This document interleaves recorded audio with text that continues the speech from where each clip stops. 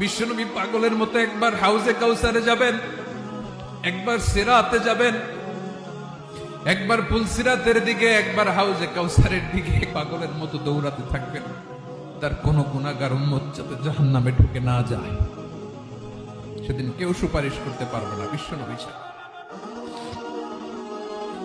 এজন্য 5 নম্বর আল্লাহ বললেন, মান যাল্লাযী ইয়াশফাউ ইনদাহু ইল্লা বিইযনিহি। কার সাহস আছে, কার এত বড় বুকের পাটা কিয়ামতের কঠিন দিন আল্লাহর সামনে দাঁড়িয়ে সুপারিশ করবে?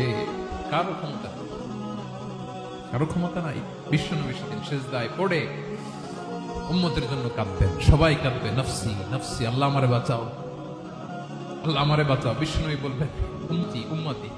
বিশ্বনবী আমার জন্য কাঁদবেন, আপনার জন্য কাঁদবেন, আমাদের জন্য সেদিন কেঁদে কেঁদে জাহান্নামের দরজায় দাঁড়িয়ে আমাদেরকে টেনে টেনে জান্নাতে ঢুকাবেন।